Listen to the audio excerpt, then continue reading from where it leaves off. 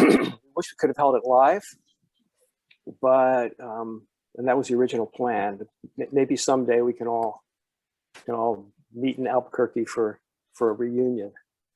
So what I want to do today is just give a brief introduction of to the workshop, just to get the sense of things going. Okay, so let's go to the first slide, please. I'd like to begin by thanking the National Museum of Natural History support staff that are helping us with this meeting. Spencer and I have met with them numerous times between thinking about this in the last couple of months. They are running things behind the scenes. They've helped us understand how we can do these things on Zoom.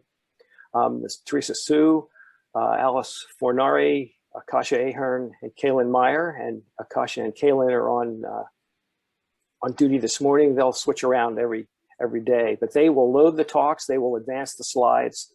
They're running the recording or not recording of the various talks. So thank you to them very much. They really made this possible for us in a really important way. Next slide, please. Okay, so this isn't up to date or anything, but what I wanted to show is what Spencer already mentioned, is when he and I were chatting at the beginning, that we all have different ideas of what we might be talking about today. The US tends to use the idea of Missourian, exactly where the Kasimovian is sometimes, especially for those of us who aren't stratigraphers and are in the field just looking at rocks. It's like, am I in the Kasimovian? Am I in the Moscovian? I know when I'm in the Missourian or the Des Moinesian, but the international stages are harder sometimes for us to bring into this country, and I presume vice versa. And Western Europe, North America, the global stages, the boundaries aren't all the same. And when I explain that to people who don't deal with this, it's like being a paleobotanist. Lepidodendron, Lepidostrobus, Lepidophyloides, Lycospora, Stigmaria, they're all the same plant. And when you get used to dealing with that, you just absorb that, and that's the way it is. And the time scale's a very important thing, however, and we're going to hear today all about that. And whether we'll resolve anything or not will be seen, but it does make talking to one another and talking to people across time different, especially as the boundaries shift around. Next slide, please. One of the things that also we're going to hear about that are a really important marker, particularly in tropical Pangea, are cyclothems, Central European and North American parts of Pangea in particular. They're over there on the right, and we'll be looking specifically at that part that's Kasimovian, which includes the Missourian, which is that red line across the middle. Which in North America anyway, there are some major biotic changes that take place across that boundary in the lost branch cyclothem, which you'll see the red line goes through. And I'm sure we're going to hear about cyclothems in several upcoming talks. Next slide, please. This is what, if you haven't seen them, cyclothems look like in the field. And I've shown you two different versions of them here. One, the lower one, is what a cyclothem, which is basically, we think, a glacial interglacial cycle. And it's showing you there what one of these cyclothems looks like close to a river channel, where the yellow material there on the right, labeled number 4, is overbank flooding. The peat body goes up against the river body, and then the marine rocks on-lap those terrestrial sediments. If you go to the upper picture, you'll see that there the coal bed is immediately overlain by marine rocks. So that's the more common feature that you see, because channels are restricted in their aerial distribution. But cyclothems will have different exposures. One of the points I want to make with this slide is that if you look at the peat bed, peat, we know from modern environments, is a rainfall phenomenon, that you won't get thick peat bodies if it's not raining. Raining a lot, like most of the year, with rainfall exceeding evapotranspiration. And yet under those peat bodies, and the upper one is a calcic vertisol, and there's a vertisol under the lower one, under the crowberg coal.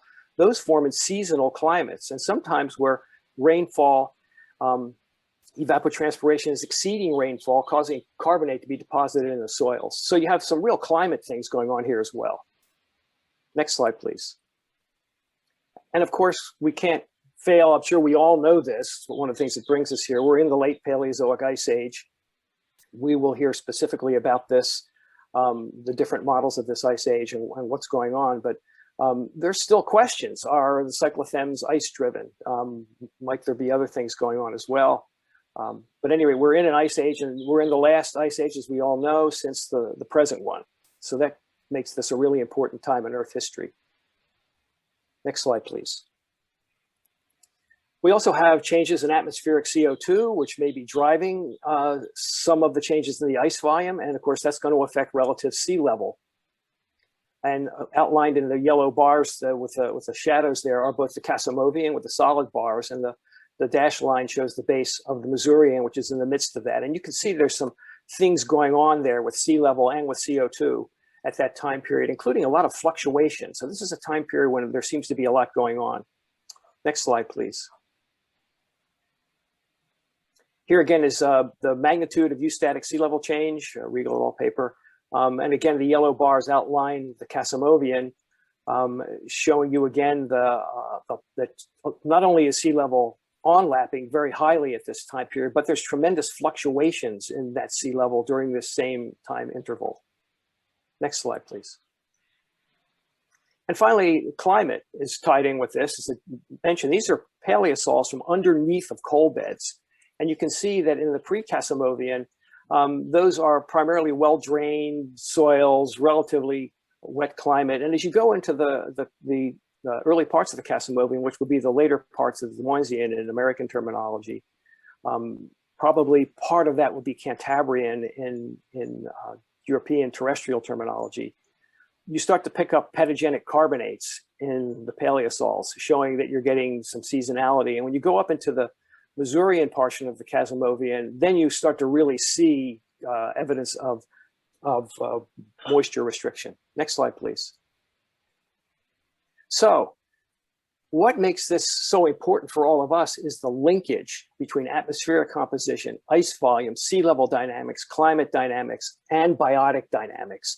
They're part of a package that makes this a very powerful time interval to look at many of the things that concern people today about our modern climate and what might some of its consequences be. So this is a great system, and we should be very proud of that and push that to our funding bodies. Next slide, please. Now, just to bring in a little bit of why I'm interested in this personally, this is my thesis advisor, Tom Phillips. He died in 2018. There's a picture of him as a young man in the Arctic, and then as an older man in his lab in Illinois. Tom Phillips, in the next slide, please, came into my office and all of our offices as a graduate student. My first year in grad school was 1974, so a long time ago. And he dropped this paper on my chair. I remember finding it there. And it shows that boundary across there. You see that brownish line. There's a major change in the pollinophora. And they found this in 1974. It had been sort of alluded to earlier. Next slide, please. And it's an enormous turnover. So you have a period of persistence, ecological persistence, a period of ecological disruption, a period of ecological instability, followed by a period of ecological persistence. And that got me interested in this time period. And so next slide, please. You can see that the change in vegetation, just from the colors on there, from dominance by Lycopsis and Corditalians to dominance by tree ferns. Next slide, please. So that leaves us here 47 years later in my career. Next one, please. To this conference. So we landed at Kasimovian finally. It took me 47 years to get here. And thanks to Spencer and to all of you for participating in this. Here we are.